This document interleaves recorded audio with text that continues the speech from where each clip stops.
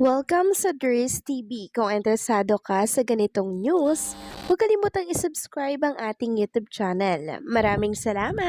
Welcome back again sa ating YouTube channel mga kakimpaw, and sa update natin ito, ang pag-uusapan natin ay tungkol sa mga importanteng kaganapan kina Kim and syempre kay Paolo Abilino. So ang pag-uusapan na tatalakayin natin sa update na to ay may kaugnayan po sa malaking plano ni Kim and ni Paolo.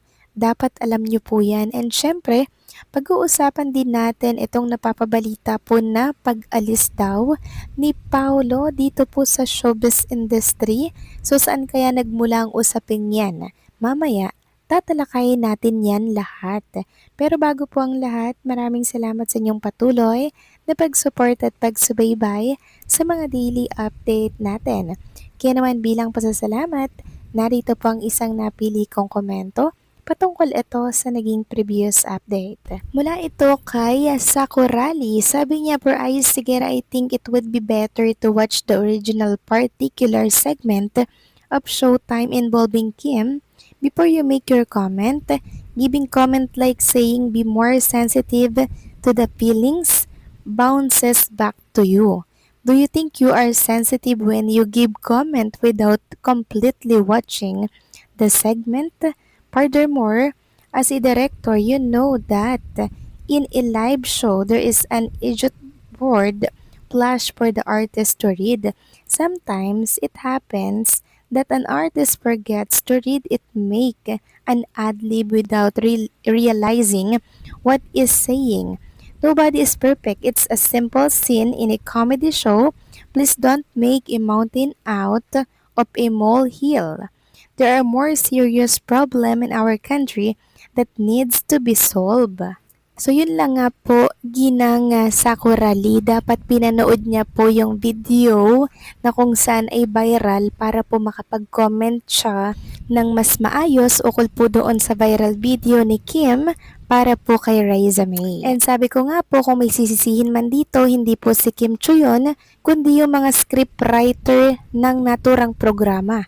Dahil sabi ko nga, si Kim Chiu nagbabasa lang po yan mga kakimpaw ng mga lumalabas sa teleprompter, 'di ba? Wala na siyang choice kundi basahin po 'yun. On the spot po kasi 'yun mga kakimpaw, kaya wala din pong magawa si Kim. Pero sana this time, sana po may magawa naman yung management, 'di ba? Na saklolohan si Chinita Princess, maglabas sila ng statement ukol dito. 'Di ba? Sana may ganun. Pero until now, parang wala pa rin po mga kakimpaw. Kaya minsan nagtatampo po yung ilang mga supporters ni Chinita Princess pag nababati ko si Kim, tapos wala pong pa-statement yung mga management. So hindi po naman natin masisi ang mga supporters dahil sila po nakikita at nararamdaman po nila na bakit ganun. 'Di ba?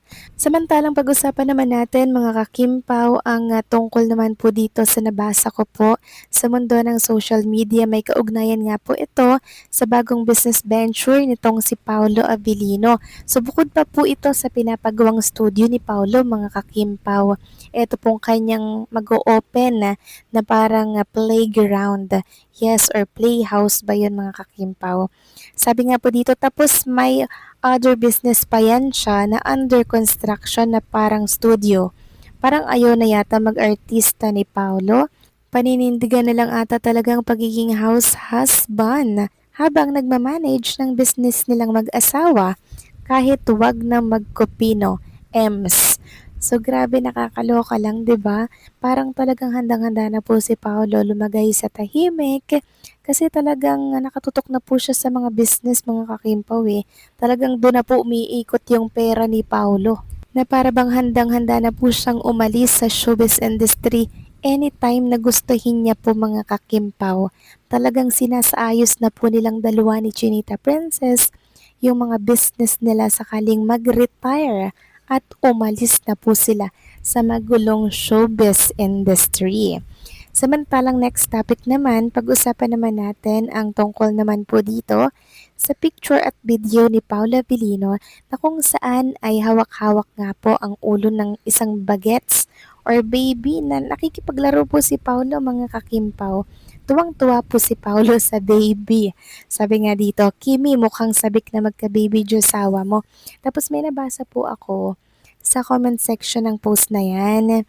Sabi nga dito, sabi ng isang vlogger, Kim Pao are planning to have a twins baby soon. Sana nga totoo na ito, Kim Pao forever. And also, napansin din po nila mga kakimpaw yung tote bag na dala-dala ni Paolo Abilino, mga kakimpaw, na bumisita sa kanyang playhouse or playground na talaga namang mag-open na soon.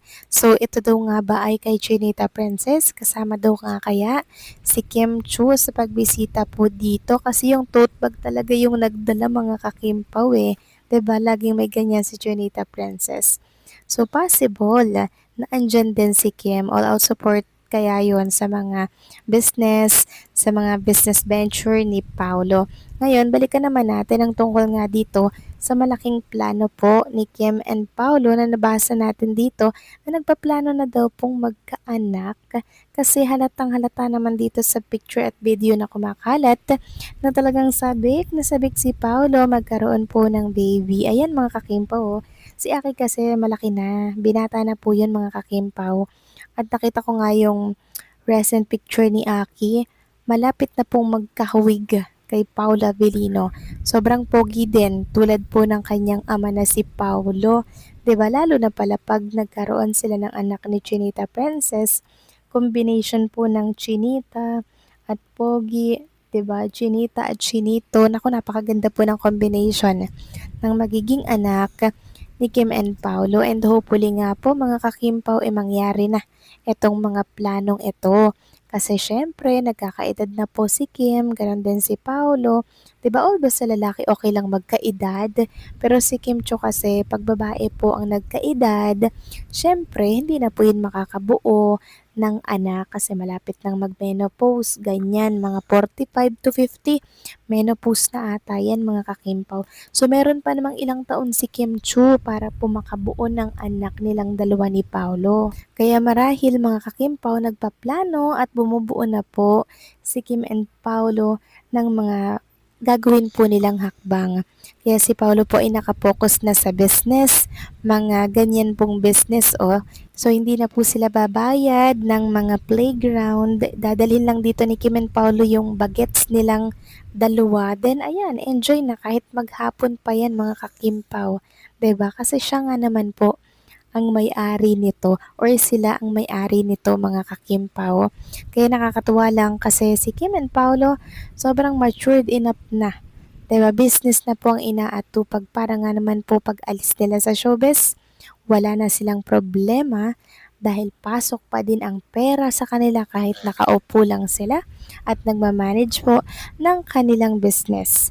So good job Kim and Paulo, keep it up lang sa pagpapalago ng business dahil ito yung magiging retire plan ninyo sa susunod na mga panahon. So kayo ba mga kakimpaw, anong masasabi ninyo dito? Please comment down below.